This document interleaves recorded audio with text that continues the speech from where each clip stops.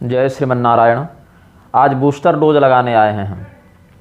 ऋषि लोग 2 डोज में मान जाते हैं, मनुष्य 1 में मानता है, ऋषि लोग 2 में मान रहे हैं। लेकिन अगले ने स्वयं को सीधे विश्वनाथ का स्वरूप घोषित कर दिया, भगवान विश्वनाथ के सदृश बता दिया, समकक्ष बता दिया या उनका अंश बता दिया। तो हमने सोचा कि बूस्टर सेवा करनी चाहिए।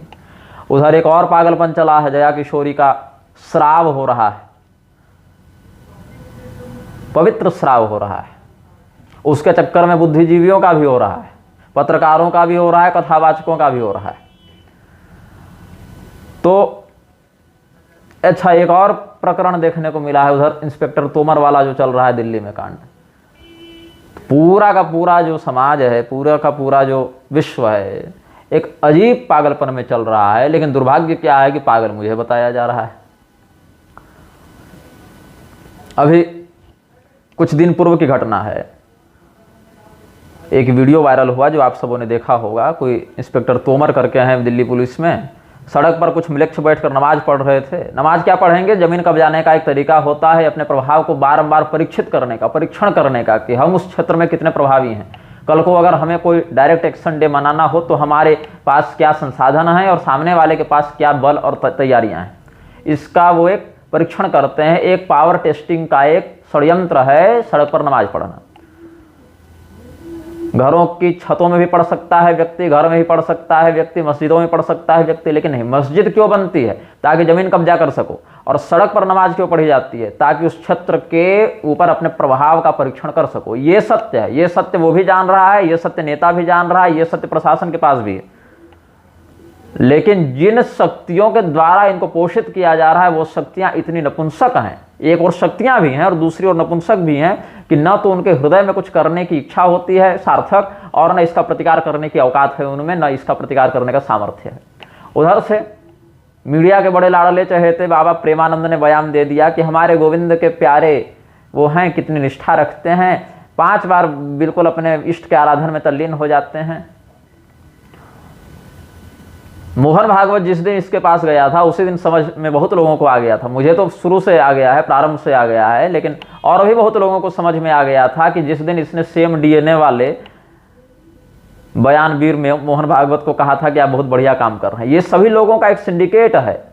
कुछ सिंडिकेट शिक्षा व्यवस्था में घुसे हुए हैं, कुछ कथावाचन में घुसे हुए हैं, कुछ राजनीति में घुसे हुए हैं, कुछ लेखन के क्षेत्र में, साहित्य कविता इत्यादि क्षेत्र में घुसे हुए हैं। कुमार विश्वास जैसे लोग अब आजकल कथावाचन के क्षेत्र में राम कथा मर्मज्ञ बनकर घुसे पड़े हैं।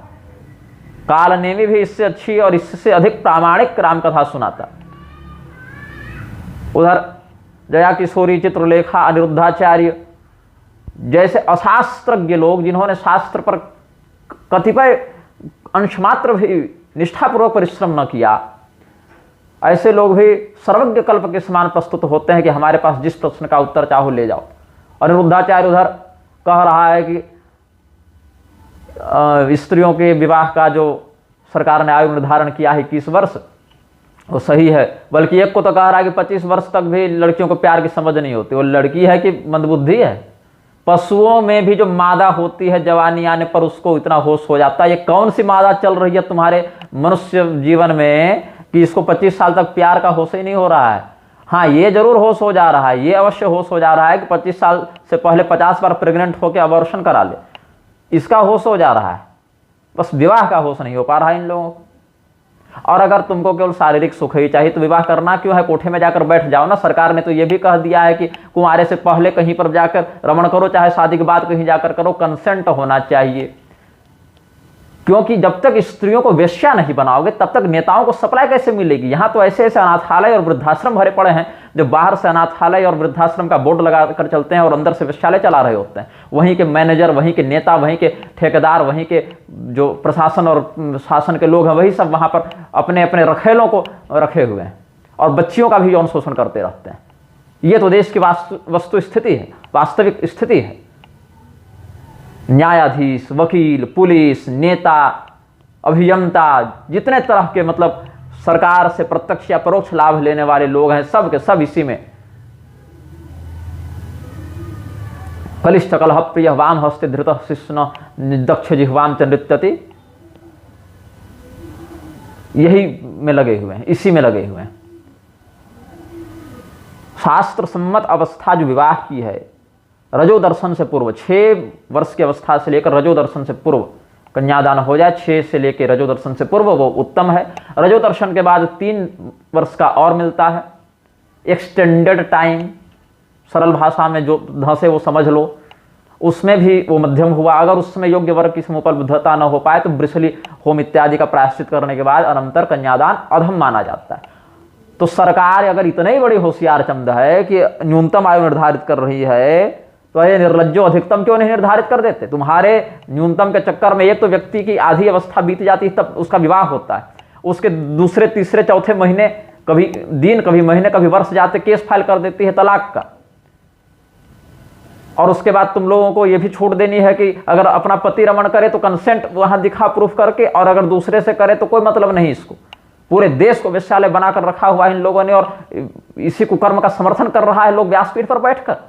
ये तुम सनातन धर्म का प्रवक्ता बनोगे, सनातन धर्म का तुम व्याख्यान करोगे? विधवा विवाह का समर्थन कर ही रहा है अनिरुद्ध बैठकर। 25 साल तक विवाह नहीं होने दो, उसके बाद विधवा विवाह में प्रोत्साहित कर दो। तो तुम कर क्या रहे हो व्यासपीठ पर बैठकर? सामान्य सामान्य स्त्री धर्म का, वर्णाश्रम धर्म का बोध नहीं है। केवल वेशभूषा से सुंदर स्वरूप बनाकर प्रस्तुतिकरण कर दिया जाता है। लोग समझते हैं कि यही जो है कह रहे हैं सब बढ़िया है। प्रेमानंद के लाडले प्यारे जो गोविंद के भक्त हैं ना, ये मुसलमान, अभी 5 दिन भी नहीं हुआ है, हमारे घर से कुछ दूर 200-400 मीटर भी नहीं, कोई एक म्लेच्छ मजदूर किसी के यहाँ आता जाता था, उसने लगभग 50-60 लाख की, या जो भी अब कितना रिकॉर्ड में चढ़ता है कितना जाता है वो तो कोई वास्तविक नहीं बता पाता, लेकिन 50-60 लाख रुपये के ज्वेलरी और कैश लेकर चला गया। चला नहीं गया, लूट कर गया, धमका कर गया, चाकू के बल पर गया। वही मुसलमान जो उस घर में कई दिनों से काम कर रहा था, समझा कर थक गए हैं हिंदुओं को कि मत ऐसा करो, अपने घर में स्वयं से उनको मत घुसने दो, अपने घर में स्वयं से ऐसे कारीगरों को मत लाओ। लेकिन क्यों किसी को समझना है भाई? ऊपर से जो रविशंकर, प्रेमानंद, मुरारी और कौन उधर मोहन भागवत, ये सब जो मुसलमानों के साथ उठते बैठते, उधर अधोक्षजानंद, वासुदेवानंद, ये सब जितने मुसलमानों के समर्थक हैं, मुसलमानों के प्रियतम बने घूम रहे हैं, उनका अगर तुम विरोध कर दो, टोपी पहन के अली मौला वाले मुरारी और कृपालु का विरोध कर दो, इस्लाम को वैष्णव भक्ति योग बताने वाले प्रभुपाद का विरोध कर दो, तो हिंदुओं की कुंडलिनी जग जाती है कि निग्रहाचार्य तो संतों का विरोध कर रहे हैं। परिणाम क्या हुआ?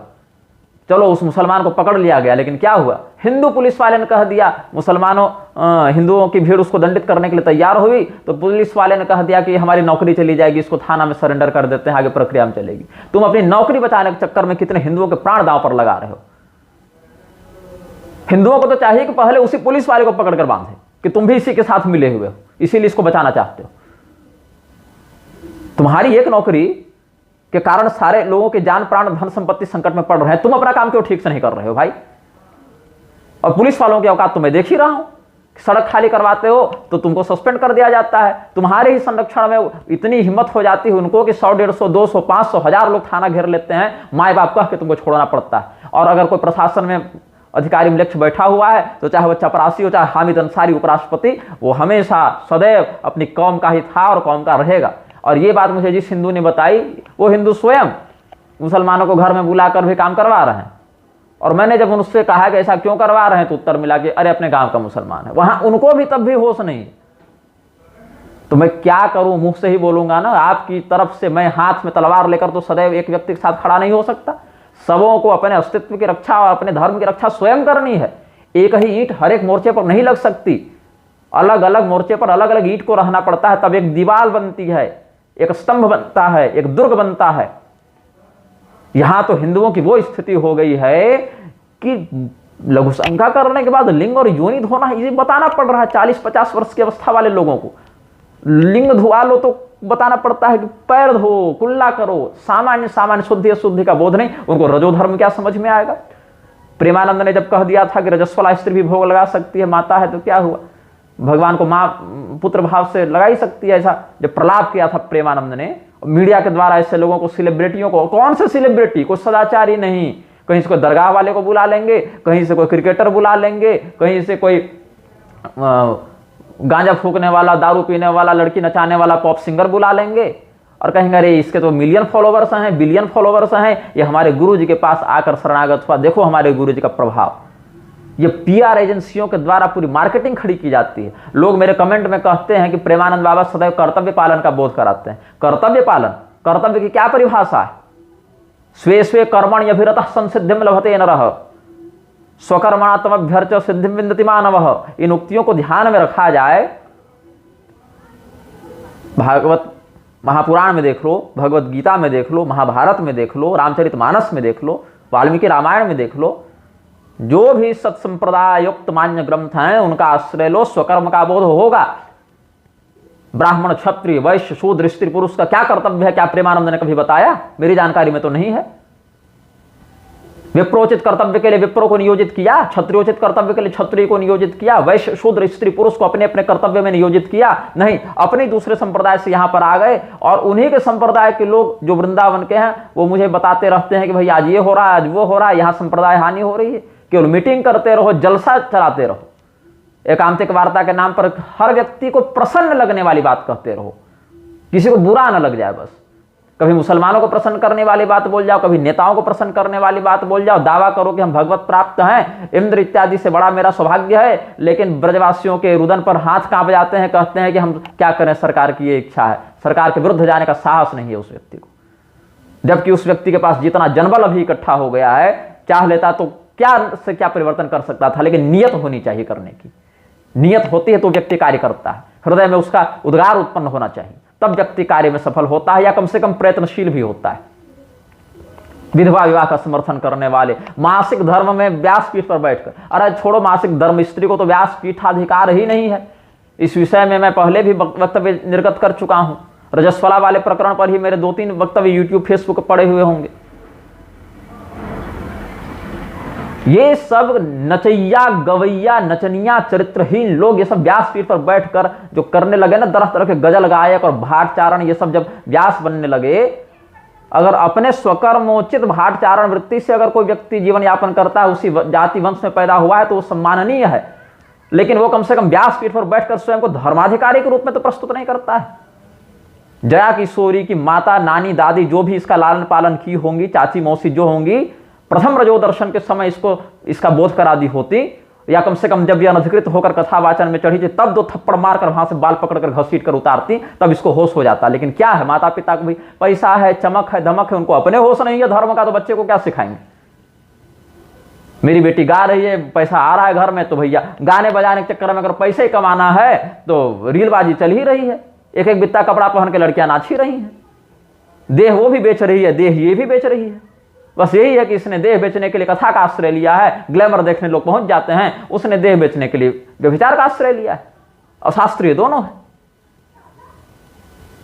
क्या कहती होंगी ये सब भागवत महापुराण में, जब इंद्र की वृत्र हत्या का प्रसंग जब आता है, वृत्रवध का प्रसंग आता है, विश्वरूप वध का प्रसंग आता है, क्या कहते होंगे ये लोग? क्या जानते हैं और क्या जानकर पालन करते हैं? सामान्य स्वयं के जीवन में स्त्रीयोचित आदर्श नहीं है, न चित्रलेखा को, न निधि सारस्वत को, न ये जया किशोरी को, और तरह तरह की बवंडर सब समाज में उत्पन्न हो गए हैं, चाहे स्त्री हो या पुरुष हो। स्त्री को तो ऐसे भी नहीं, पुरुषों में भी 90% तो ऐसे ही हैं जो तत्काल व्यासपीठ से उतार कर दंड देने योग्य हो गए हैं। उधर हरिनारायण का प्रलाप अलग ही चल रहा है। हरिनारायण तिवारी अपने जितने डिग्री बटोरे हैं सबकी बत्ती बनाए और 9 द्वार में जहां समाहित हो डाल ले, मुझे कोई मतलब नहीं है।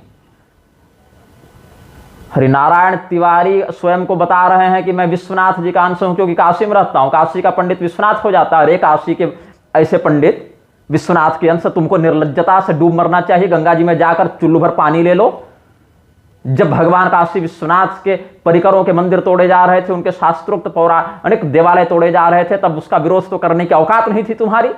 सरकार की चापलूसी करते रहे, सरकार का अपारक घ्राण करते रहे तुम तुम्हारे जैसे निर्लज्ज, और आज आए हो विश्वनाथ का स्वरूप दिखाने के लिए हमको। भगवान विश्वनाथ के नगरी के बाहर की सीमा में जो चांडाल रहते हैं ना, वो भी तुमसे अधिक श्रद्धालु और अधिक पुण्यात्मा होंगे अगर उन्होंने भगवान शिव के मंदिरों को टूटता हुआ देखकर नेत्रों में आंसू की एक बूंद भी बहाई होगी तो। लेकिन तुम्हारे जैसे नराधम नहीं हो सकते। जिस विषय पर वार्ता चल रही है उस विषय से कोई मतलब नहीं। डिग्रियों की कुंडली निकाल कर बैठे हुए, व्याकरण ज्ञान दिखा रहे हैं, व्याकरण पर हमने कुछ प्रश्न किया तुमसे, व्याकरण पर मेरा कोई विवाद है तुमसे, पकड़ो न रहो ना अपना व्याकरण भाई। हमने तो ऋषि और जगत गुरु विषय पर चर्चा की है, उस पर बात करने का औकात हो तो करो, और नहीं तो चुप रहो, मौन धारण कर लो। बैठे यहाँ साप देने, शर्ट पैंट पहन के, सिलाया हुआ वस्त्र पहन के, अर्धछौरी ऋषि महर्षि बैठे यहाँ साप देने के लिए। यही निग्रह अनुग्रह सामर्थ्य है इनका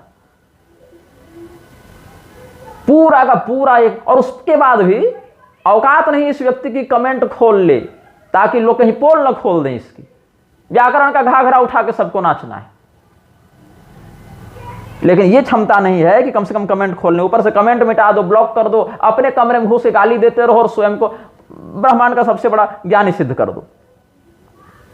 दो तरफ से आघात हो रहा है सनातन धर्म पर, एक बाहर से मृक्षों के माध्यम से, मिशनरी के माध्यम से, विधर्मियों मुसलमानों के माध्यम से, नास्तिक कम्युनिस्ट के माध्यम से, और दूसरा आक्रमण हो रहा है अंदर से, जो धर्मगुरु के रूप में, कथावाचक के रूप में, प्रोफेसर के रूप में, इतिहासकार, शास्त्रज्ञ, वैयाकरण, नैयायिक, मीमांसक, वेदांती, पौराणिक, ये सब जो अलग अलग उपाधियां बट रही हैं, उनके पीछे जो असुर बैठ गए हैं, उन उपाधियों के पीछे, और धर्म की अनुचित व्याख्या, अनर्गल व्याख्या, अमर्यादित व्याख्या कर रहे हैं। दो तरफा आघात है सनातन धर्म पर, एक बाहर से जो स्पष्ट है और जो अंदर से जो छिपा हुआ है, जो पता नहीं। घर के बाहर से अगर कोई आक्रमण करे तुम पकड़ लोगे, घर के अंदर ही अगर गद्दार बैठा हो तो कैसे पकड़ोगे? ऐसे गद्दारों से तुम्हें सार्थकता पूर्ण सतर्क करने के लिए हम यहाँ पर इतना परिश्रम करके वक्तव्य निर्गत कर रहे हैं। किसी को समझना हो तो समझे, और नहीं समझना हो तो रजस्वला का समर्थन करते हुए कंधा पर बैठाकर घूमते रहे जब वो रजस्वला होगी तो।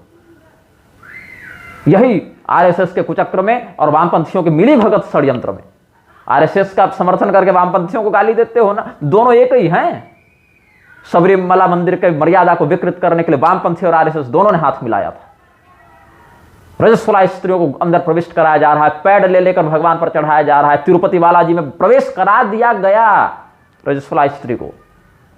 तुम्हारे देवालयों के ऊपर तुम्हारी नपुंसकता को सिद्ध करने के लिए सब विधर्मी अलग अलग वेशभूषा को धारण करके, कभी व्यासपीठ पर बैठकर, कभी संसद में बैठकर, कभी न्यायपालिका की जूरी कोर्ट में बैठकर, जस्टिस बेंच पर बैठकर ये सब प्रलाप करते रहते हैं, और तुम जो है इन्हीं को अपना धर्म रक्षक और कर्ता धर्ता विद्वान समझते रहते हो। प्रोफेसर संतोष पंत उधर एक हैं, उस व्यक्ति का कहना है कि वो काशी के विद्वान चाहते हैं कि धर्मांतरण रुक जाए, और हम चाहते हैं नकली जगत गुरु न बने। अरे भैया, निग्रहाचार्य तो दोनों चाह रहे हैं, फिर तुम्हारी क्यों नहीं बन रही है? एक व्यक्ति जो नकली जगत गुरु खड़ा कर रहा है, नकली शंकराचार्य खड़ा कर रहा है, स्वयं को ऋषि बता रहा है, पराशर जी को अप्रमाण बता रहा है, महावाक्य की निंदा कर रहा है, वाल्मीकि जी को शूद्र बता रहा है, नवदुर्गा को अवैदिक बता रहा है, ऐसा व्यक्ति तुम्हारे लिए सम्मान नहीं हो गया कि वो मिशनरी का विरोध कर रहा है। और उसके द्वारा बनाए गए कितने गुरुओं ने मिशनरी का विरोध किया। आसाराम बापू आज तक जेल में है, उम्र कैद से अधिक जेल तो ट्रायल में चली गई। स्वयं को आशा रामायण इत्यादि के माध्यम से आराध्य बताने का पाप उन्होंने भी किया, लेकिन जिस केस में जेल में बंद है उस केस में तो निर्दोष हैं। ये तो अंधा भी देखकर बता सकता है कि जिस केस में जेल में बंद है उस केस में उनका दोष नहीं है, उनको फंसाया गया है। कांची के जयेंद्र सरस्वती स्वामी उम्र कैद के बराबर लगभग जेल में रह गए निर्दोष होने के बाद भी। क्यों नहीं? तुम हरिनारायण तिवारी अगर पुरी का शंकराचार्य बना सकते हैं अधोक्षजानंद को, तो श्रृंगेरी में भी खड़ा कर दें। श्रृंगेरी वाले का अभिषेक करने की औकात तो तुम्हारी हुई नहीं। ज्योतिष पीठ वालों का विवाद चल ही रहा है, द्वारिका में तुम्हारी पैठ है ही नहीं, तो भेजो ना मणिपुर में एक नया शंकराचार्य बनाकर, देखता हूं कितना प्रभावी होता है। भेजो ना केरल में, भेजो ना कश्मीर में, भेजो ना बंगाल में, संदेश खाली में, और भी जहां जहां हुआ है, मालदा में। और राजेश्वराचार्य का आरोप है राजेश्वर मिश्र का कि मैं दुर्गम स्थानों पर नहीं जाता। अरे जितने दुर्गम स्थानों पर जाकर हमने कथा कही है ना, 50-50 की संख्या में बंदूकधारी माओवादियों के बीच में बैठकर कथा कही है और उनको मुख्य धारा में जोड़ा है। वो भी आज नहीं, जब हमारी अवस्था 10 वर्ष की थी तब। कभी आना झारखंड बताऊंगा, अगर समय रहा तो उन जगहों पर जाकर मिलाऊंगा, दिखाऊंगा लोगों से। जितने क्षेत्रों में हम घुस कर गए हैं, जहां जहां उग्रवादी और ईसाई मिशनरियां अधिक प्रभावी हैं, वहां पर जाने की तुम कल्पना नहीं कर सकते। व्याख्यान देना तो दूर है, चाहे झारखंड हो, चाहे छत्तीसगढ़ हो, चाहे बंगाल हो। नित्य निरंतर भ्रमण में ही रहते हैं हम, लेकिन फिर भी हमें लोभी, पाखंडी, दंभी, सस्ती लोकप्रियता का केजरीवाल कहने को कोई भी कुछ कह रहा है। एक ओशो की अधोजटा लहरा रही है उधर, आशुतोष दुबे का क्या नाम है, वो भी अलग ही प्रपंच कर रहा है। सब ऋषि से नीचे कोई चल ही नहीं रहा है। अच्छा, हिंदू की और क्या मूर्खता है कि मस्जिद काशी विश्वनाथ में उधर 300-300 मुसलमान घुस गए, उसकी तो रोकने का औकात नहीं हुई इस विश्वनाथ के अंश को। स्वयं को जो विश्वनाथ भगवान का अंश बता रहा है, उस हरिनारायण की औकात तो हुई नहीं। ऊपर से हिंदू लहालोट होते रहे विरोध में ही कह देता कि विश्वनाथ मंदिर की मर्यादा का अतिक्रमण किया जा रहा है, कई वर्षों से सरकार इस पर रोक लगा, और नहीं तो हम सरकार के विरुद्ध ऋषि हैं भैया तो आंदोलन करेंगे। हमको साप देने के लिए इसका मुंह खुल गया है इस दुष्ट का। लेकिन भगवान विश्वनाथ का स्वरूप स्वयं को बता रहा है, भगवान विश्वनाथ की मर्यादा जो लोग खंडित कर रहे हैं उनके विरुद्ध छींकने और खांसने की औकात नहीं है इस व्यक्ति की।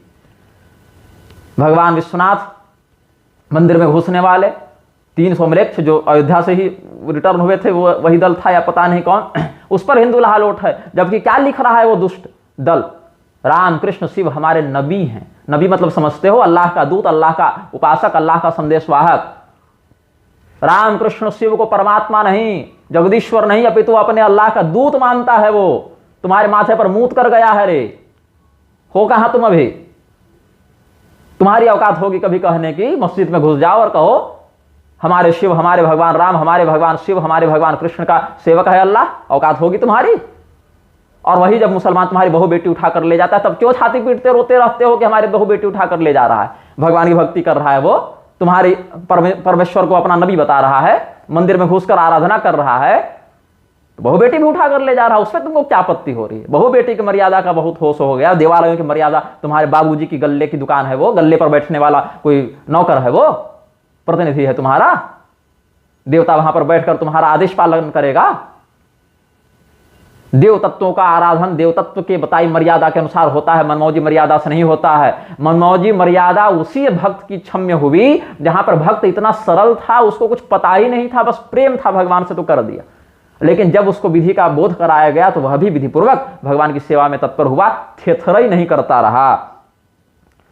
उधर सियाराम दास नैयायिक जी की पोस्ट में देख रहा था गर्भावस्था में नामकरण संस्कार पर।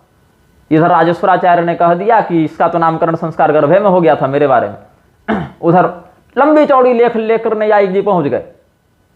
कम से कम पूछ ही लेते एक बार हमसे कि हुआ भी नहीं था कि तुम्हारा गर्भाधान संस्कार, नामकरण संस्कार गर्भावस्था में? मेरे पिताजी ने कहा कि जैसे मेरे परिवार में ऐसा हुआ है, हम लोग मतलब पूरा का पूरा खानदान ही, पूरी वंशावली ही साधकों की रही है। हमारे कुल में ऐसे ऐसे सिद्ध साधक हुए जो व्याघ्रादि का निग्रह करके उन पर आरूढ़ होकर यात्रा करते थे। ऐसे ऐसे जो शाप देकर 7 दिन 10 दिन में लोगों की मृत्यु का कारण बनते थे अगर वो मृत्युदंड का कार्य किया है, वो भी सामान्य नहीं, राजकुल के ऊपर भी कर मारण का अधिकार रखते थे। अभी नहीं वो उस प्रकार के साधक वर्तमान में दिखने को मिल रहे हैं, लेकिन 7 पीढ़ी 10 पीढ़ी पहले से थे। यहां तक कि हमारे दादाजी के 4 पुत्रियां थी, एक पुत्र हुआ था जो जन्म के कुछ दिनों के बाद चले गए थे। तो हमारे दादाजी को कोई साधु मिले थे, उनसे उन्होंने प्रश्न किया था कि मैं पुत्रवान बनूंगा कि नहीं, तो उन्होंने भविष्यवाणी की थी कि तुम्हारे 2 पुत्र होंगे, ज्येष्ठ पुत्र जो है वह शिवांश से जन्म लेगा, दूसरा पुत्र जब जन्म लेगा तो तुम्हारी मृत्यु हो जाएगी। वही हुआ। हमारे पिताजी शिवरात्रि को जन्म लिए, इसलिए शंकरदास गुरु नाम पड़ा। बाद में कामेश्वर सिंह दरभंगा विश्वविद्यालय से वो साहित्याचार्य बने तो आचार्य श्री शंकरदास गुरु नाम हो गया। और हमारे जब चाचा जी का जन्म हुआ उसके 6 महीने के बाद दादाजी का परलोक गमन हो गया। वैसे ही मैं जब गर्भ में आया, हमारे गर्भ में आने की भी माता जी बताती हैं बातें कि हम जब नहीं उत्पन्न हो रहे थे तो राजा दिलीप से, रघुवंशम से प्रेरणा लेकर नंदिनी गौ के समान एक हमारे यहाँ काली गाय थी बताते हैं, तो मेरी माताजी और पिताजी बिल्कुल देह छायावत उसकी रक्षा करते थे, सेवा करते थे। वो गाय बहुत बूढ़ी हो गई, वो गाय बहुत जब बीमार पड़ गई तब भी सेवा करते रहे। तो माताजी बताती हैं जिस दिन हम गर्भ में आई उसी दिन उस गाय का परलोक गमन हुआ, और सपने में आकर उसने कहा कि पुत्रवती भव, ऐसा आशीर्वाद देते हुए हो गई। तो माताजी को दृढ़ विश्वास हुआ कि मैं पुत्र को ही जन्म दूंगी। फिर गर्भस्थ चैतन्य आदि विधानों से पिताजी माताजी हमें गर्भ में ही भागवत गीता इत्यादि का अपने पढ़ते थे, तो हम भी सुनते रहते थे, या जो भी बात है वो बताते हैं। उसी समय उन्होंने चिंतन किया कि श्री भागवतानंद नाम होगा और गुरु तो वंश की उपाधि है। इतनी सी बात है कि पारिवारिक चर्चा के मध्य ये नामकरण की घोषणा हुई। ऐसा नहीं हुआ कि बैठाकर माताजी को मुहूर्त निकाल के नामकरण संस्कार कर दिया गया। इतना सामान्य विवेक तो नैयायिकों को तो होना ही चाहिए।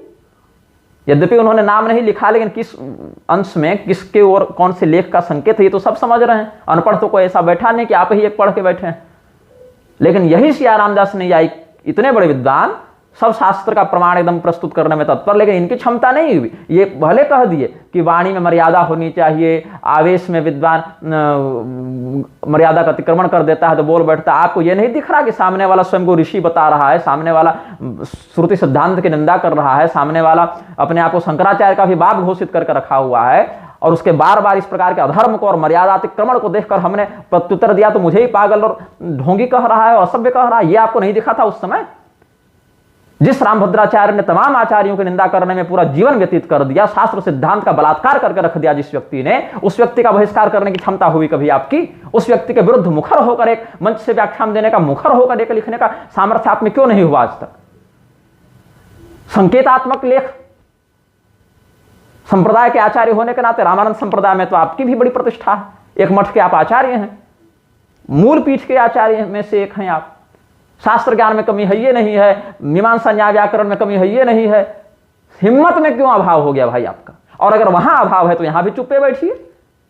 यहां तो सबकी कुंडली जग जाती है कि बड़ों से कैसे बात करनी चाहिए, तो नामकरण संस्कार कब होना चाहिए। मानो मेरे पिताजी इतने मूर्ख थे कि उनको ये भी होश नहीं था कि कब करना चाहिए, आप बता रहे हैं तब। 27 साल के बाद उनको ये पता चल रहा है, मेरे जन्म के 27 वर्ष के बाद। बड़ी कृपा हुई आपकी कि आपने बता दिया, हम तो जानते ही नहीं थे कि नामकरण संस्कार कब होता है, कैसे होता है। ये तो हाल है इन लोगों का। अवस्था में बड़े होने के कारण किसका सम्मान करना चाहिए? जाकर निरुद्धाचार्य का पैर पकड़ लेते हैं कि विधवा विवाह का समर्थन भले किया, लेकिन सरकार आप हमसे उम्र में बड़े हैं। और कौन कौन उम्र में बड़े हैं भाई हमसे? ये तो स्वाभाविक बात है। प्रवचन करने के समय अष्टावक्र का नाम लेंगे, अभिमन्यु का नाम लेंगे, आंग्रस का नाम लेंगे, अगर आने के समय हमको नाम लेंगे।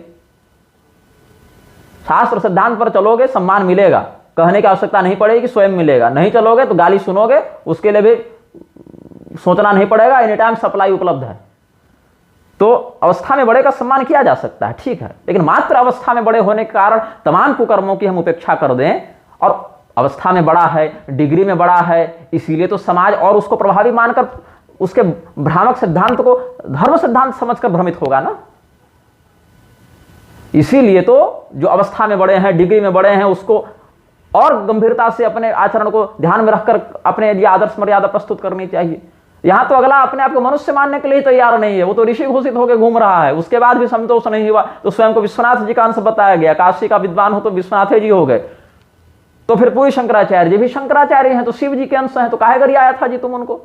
रामभद्राचार्य भी चित्रकूट में रहते हैं, रामानंद संप्रदाय के हैं, रामे जी हैं उस डायरेक्ट, वशिष्ठ जी के गोत्र के हैं, तो वशिष्ठ मुनि हैं, फिर वो काहे करी आने गए थे तुम तो 75 लोगों को गरिया के अपने बैठे हुए हो, वो भी निजी स्वार्थ में।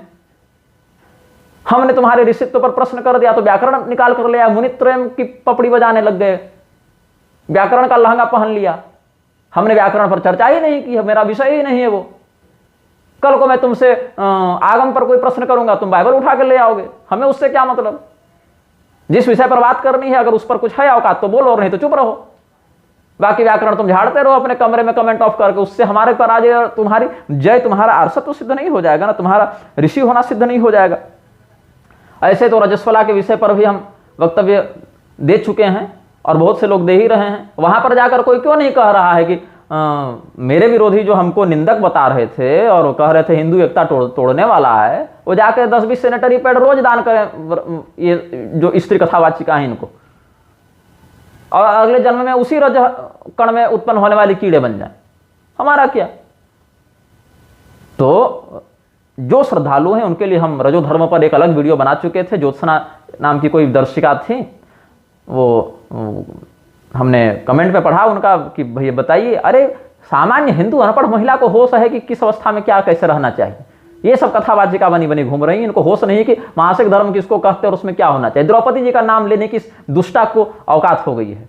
द्रौपदी जी अग्निकुंड से उत्पन्न हुई हैं, शाप वरदान देने में निग्रहानुग्रह सामर्थ्य है उनके पास, विश्वकर्मा के समान सामर्थ्य रखने वाले दैत्यराज मय का बनाया हुआ दिव्य उनके पास महल है, उनको होश नहीं है। उनके पास टेक्नोलॉजी की कमी हो गई, उनके पास ज्ञान की कमी हो गई। जया किशोरी के पास बढ़िया फॉलोअर्स हो गए इंस्टाग्राम और सोशल मीडिया पर, तो इसको होश हो गया है।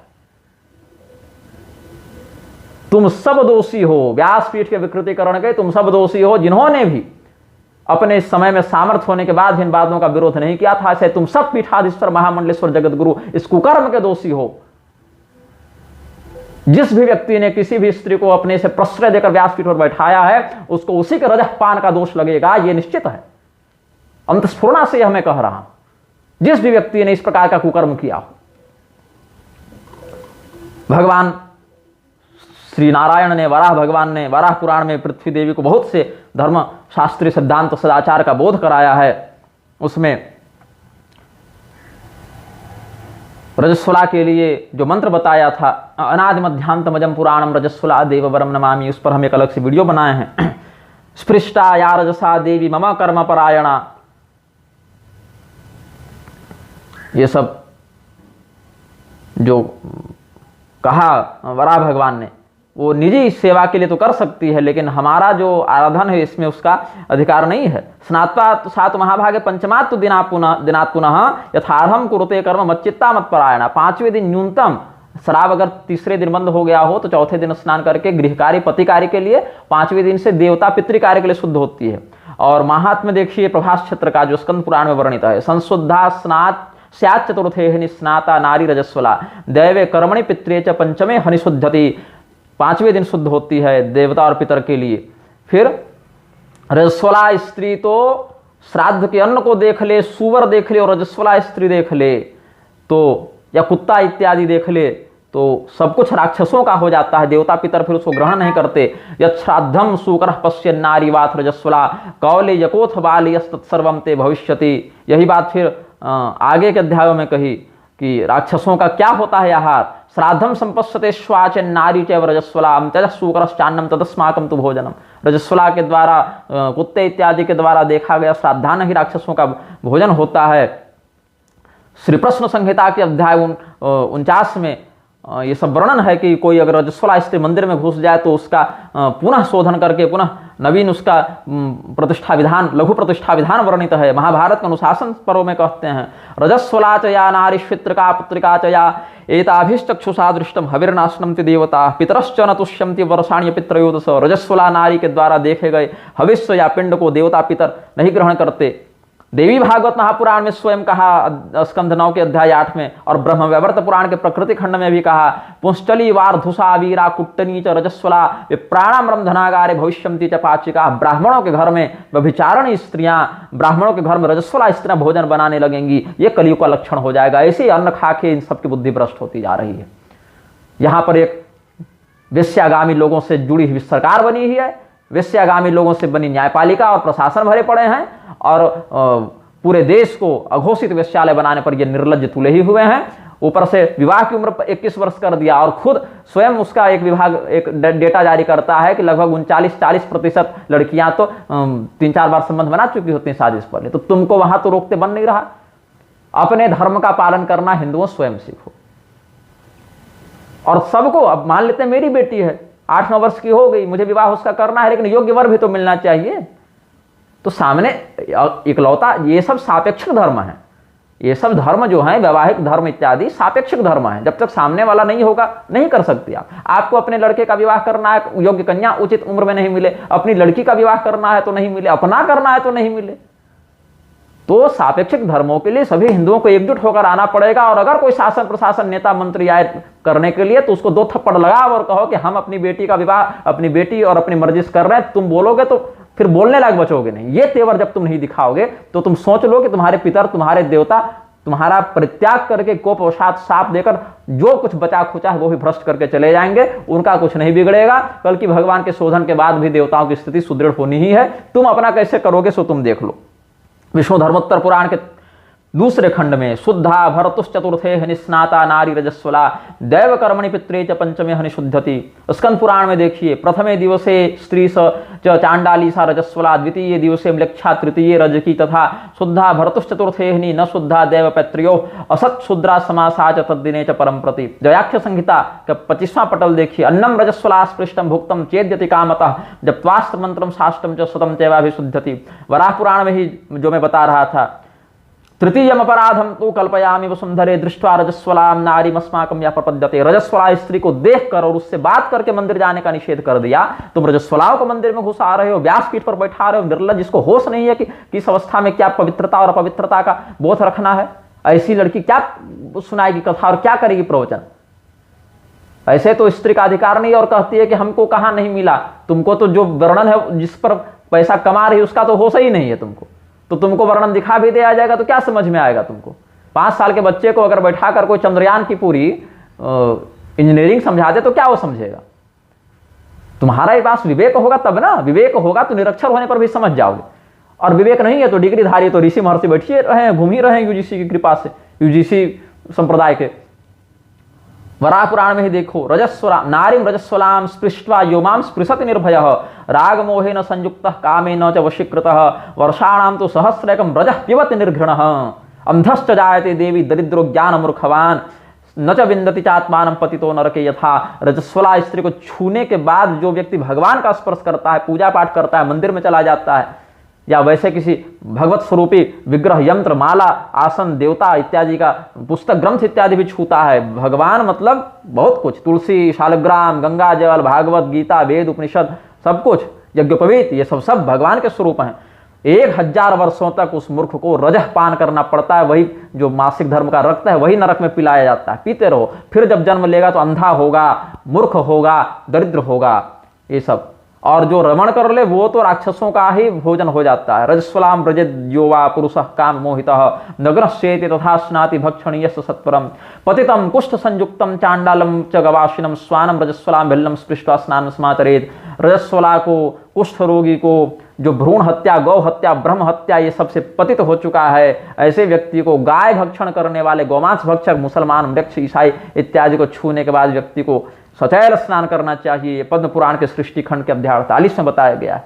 तो क्या है, सब ऋषि महर्षि, सब जगत गुरु, रजस्वला अवस्था में भी कथा कर लो, कोई मतलब नहीं, कोई बात नहीं। इतनी निर्लज्जता और इतना संस्कार जब व्याप्त हो गया है और इनके विरुद्ध कोई मुखर होकर बोलता नहीं है, बोलने वालों को सिखाने लोग पहुंच जाते हैं कि अवस्था में बड़े का, डिग्री में बड़े का सम्मान करो, भाषा सुधारो। तुम भाषा का ध्यान रखो भैया, हम लोगों के लोक परलोक का ध्यान रख रहे हैं। तुम भाषा का ध्यान रखो, हमसे नहीं हो पाएगा। तुम भाषा का ध्यान रखो, हम धर्म का ध्यान रखने के लिए कटिबद्ध हैं। श्रीमन्नारायण हर हर महादेव, नमश्चंडिकाय।